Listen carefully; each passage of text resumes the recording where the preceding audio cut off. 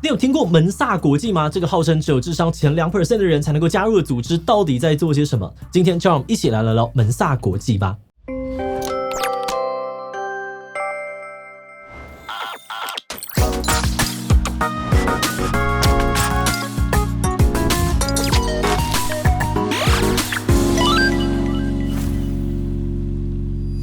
Hello， 大家好，我是志奇。世上面呢有很多的名人都是门萨组织的成员，像是20世纪3大科幻小说家之一的艾西莫夫 ，Minecraft 的创办人佩尔松，或是韩国团体 Block B 的成员朴金，以及日本艺人影山优佳，甚至还有台湾的 YouTuber 啾啾鞋，还有蔡家等等都是成员之一。门萨国际是一个号称智商前 2% 的人才能够加入的精英组织，但网络上面却有很多人会批评这个组织。有人会嘲笑门萨会员很自恋是书呆子，还有人会发梗图嘲讽这个门萨会员很爱炫耀自己是高智商。可是，一旦被问到在学术社群当中有什么贡献的时候，他们的回应却少得可怜。甚至就连美国的门萨组织都自嘲自己是桌游社团。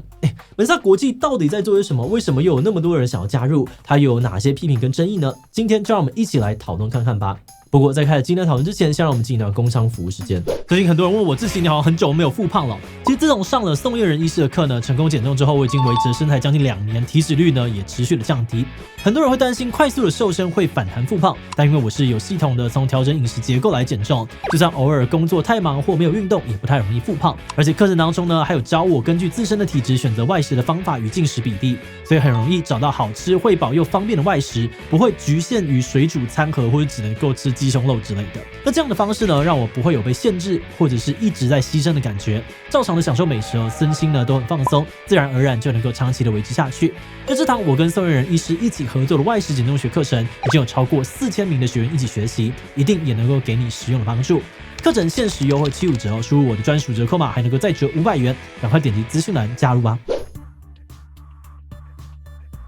门萨组织的创办人有2位一位是科学家兼律师的威尔，另外一位呢是以投资为生的贝里尔。在20世纪的中期呢，二战结束之后不久，威尔跟贝里尔在英国的一列火车上面相遇。在聊天的过程当中，他们提到了一位名字叫做伯特的心理学家。当时伯特建议大家应该要聚集一群高智商的人，解决战后的各种问题，而这个想法激发了他们的灵感。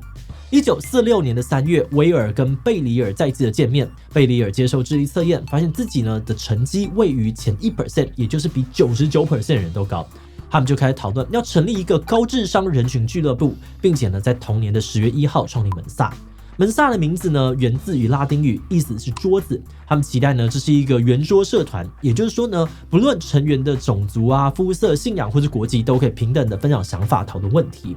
他们除了希望可以透过这个组织促进并且发掘人类的智慧，也希望可以鼓励大家研究智力的相关内容。最后呢，更希望透过这个组织提供高智商的会员们一个富有启发性的智力跟社交环境。可是这个高智商人群到底是要怎么判定呢？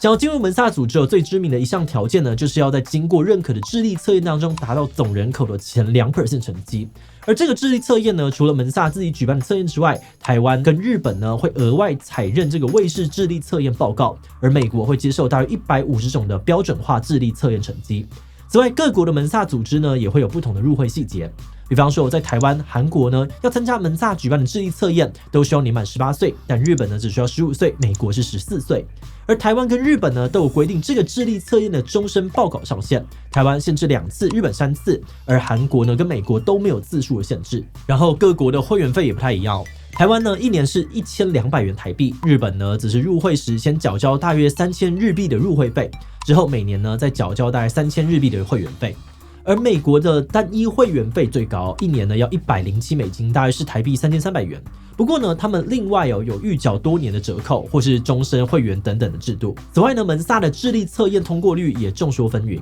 在网络的论坛上面呢，有网友分享自己曾经在比利时担任监考员，通过率为33%。但也有网友自称是监考员，同时呢也参加过这个监考员聚会。他说，实际通过测试人呢，其实高达了70%。那不管通过率是多少，很多人都好奇，要考试还要缴这个会员费才能够加入门萨组织，到底可以干嘛呢？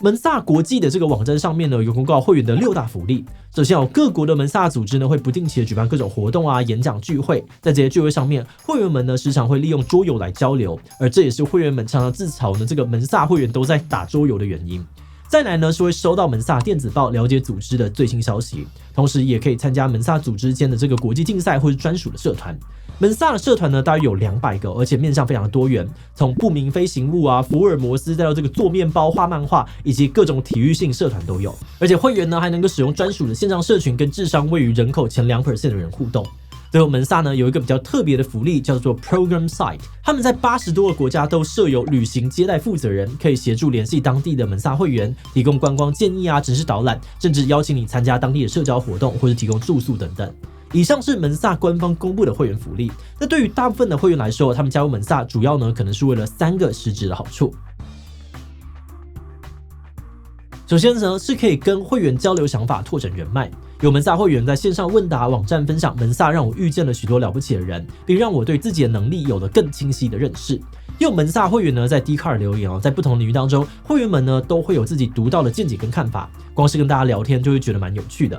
再来呢是为了感受高智商社群带来的归属感。有会员分享，门萨呢以高智商社群这个标签而广为人知，成员之间呢透过频繁的交流跟互动，可以获得很棒的归属感。那就算是不热衷于活动的人，也可以透过门萨会员的头衔获得一种身份地位的象征。最后呢，还有人透过门萨来建立或者是恢复自信。有门萨会员分享自从大学辍学之后，自尊心就受到了严重的打击，但是通过门萨测试，他证明了自己并不愚蠢，重新找回了自信。不过也有会员分享说，加入门萨可能会有2大副作用。首先呢，门萨会员很容易被贴上自恋、自大等等刻板印象的标签。有人分享呢，加入门萨最典型的缺点是你会被当成一个傲慢的人，人们会害怕跟你交谈，因为他们会觉得自己不如你。还有会员说呢，保护自己最好的方法就是不要跟任何人提到你是门萨会员，因为就算是同事或是家人，都有可能会因为嫉妒而做出一些负面的举动。他还强调，除非呢你不想活了，不然绝对不要在车上面贴这个门萨贴纸，因为后果可能非常的严重。也有台湾的门萨会员为了避免这个负面标签影响，在写履历时呢，只敢把门萨经历写在社团活动的栏目。再来呢，是门萨会员非常的容易被嘲讽。美国男演员诺兰·古德呢，在《华尔街日报》的专访当中提到，人们会期待你无所不知，一旦你说错了某件事情，人们就会笑你，哈哈，你不是门萨会员吗？那除了外界对于门萨会员的刻板印象，还有一些人呢质疑门萨组织是一场骗局。认为门萨组织是诈骗的人呢，主要分成2个论点。首先是他们认为加入门萨的费用非常的昂贵，跟门萨提供的会员福利不成正比。再来，也有人认为门萨组织是一个商业机构，专门针对那些自尊心低落、会有优越感的人来获利。门萨可能会把题目出得很简单，让你以为你决定聪明，之后再透过电子邮件提醒会员购买各式各样的商品，来证明自己很特别。而门萨呢，同时也可以透过贩卖优越感来赚钱。不过，也有其他人抱持着不同的看法。有会员认为，门萨的会费对于社会人士来说并不算贵，跟坊间社团的费用差不多，而且贩卖的商品呢也都没有强制性。如果不想要买，或是不想每年缴费，可以等到想要参加活动的时候再补缴，甚至是随时退出。更有一些人认为先不论会员福利超不超值，光是入会之后获得的人脉就已经非常值得，他只有后悔没有早点加入。那至于测验太简单的批评呢，也有人认为批评者的看法并不能够代表所有人的感受。或许这些批评的人呢本来就很聪明，所以他们会觉得这些测验太简单了。在找资料的过程当中呢，我们看到有蛮多人质疑门萨组织的智力测验不一定有代表性，不一定能够筛选出最聪明的人，而我们认为呢，这是有可能的。1983年呢，心理学家霍华德·加德纳曾经提出多元智力理论。他认为智力不只是传统智力测验常常看到的语言啊、数学逻辑、空间能力，还包含了音乐、生理动觉、人际、内省、观察自然等等的能力。所以有人会认为呢，门萨用传统智力测验筛选出来的这高智商社群，可能就会相对的局限，甚至忽视了某些领域的天才。而这个结果不只可能让门萨的定位变得狭隘，也可能呢会让某些人觉得自己被排除在外。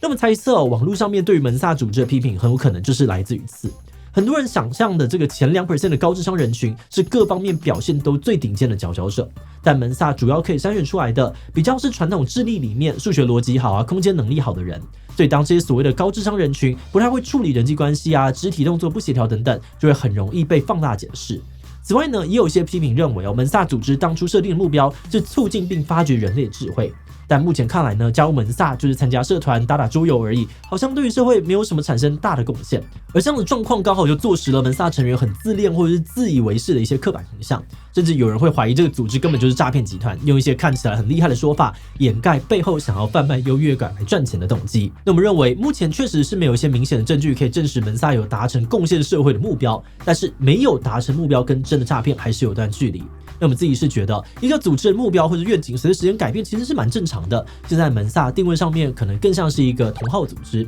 那在我们查到的资料当中呢，也几乎没有人提到门萨有任何强迫推销啊或是谋取暴利的行为，而且大部分的会员呢可能也都不是为了想要改变社会而加入门萨。所以从这个角度来看呢，我们就会觉得门萨是诈骗的指控可能就相对的站不住脚。不过这只是根据我们目前找到的资料所做的判断，那如果你有不同的看法或是有更多的相关资讯，都很欢迎留言跟大家分享哦。好的，那最后我们也想来问大家，你会不会想要参加门萨的测试呢？会啊，我想要看看自己有没有机会认识聪明的人。B 不会有，他们的福利没有很吸引我。自会有想要测试看看智商，但不一定会加入会员。其他留言分享你的想法吧。最后，如果你喜欢今天的影片，欢迎分享出去，让更多人知道门萨国际。此外呢，也可以点击这个地方看看 MBTI 以及智力测验。那么今天的这一期就到这边告一段落，我们就明晚再见喽。